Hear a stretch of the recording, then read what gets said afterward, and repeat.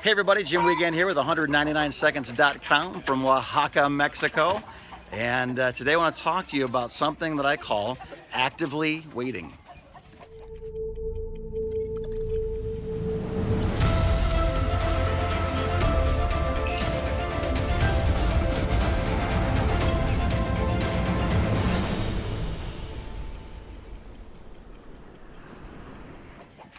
So here's the deal. You figured out kind of what you're supposed to be doing. You figured out kind of who you are. You figured out maybe a little bit about the timing. Well, what if the timing isn't now? What if what you're supposed to be doing right now is not what you're doing, or even worse, like what you're supposed to do, it's not time yet. This is what I want to tell you about. If you know what you're supposed to do, but it's not time yet, I want you to engage in something called actively waiting. Active waiting is when you find someone that you believe, it can be an organization, can be a person, can be a church, can be a business, can be an internship, but you find somebody that you really believe has heard from God, they're heading in the right direction, they're doing what they're supposed to be doing, and this is what I want you to do. I want you to engage in their vision as if it were yours. I want you to begin to invest in ministries that are not yours, in businesses that are not yours, in schools, in medical clinics, in chicken coops for all I care. But it's something that you believe the person doing it is called to do it, wants to do it, supposed to do it, okay? And then you begin to actively wait by serving in that vision. So let's take a couple examples from the Bible. What about Joshua?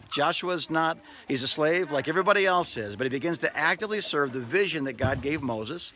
And when he did that, God promoted him to be the next person in line. Same thing with Timothy. Same thing with Silas. Same thing with just about everybody. Listen, Elijah and Elijah, that was all about, he was there to wash hands. He was there to do nothing really spectacular like we get to do here.